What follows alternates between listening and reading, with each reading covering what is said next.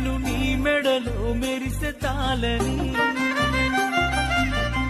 అనుకోలేదే నీ పెళ్లిలో అతిథి నేనని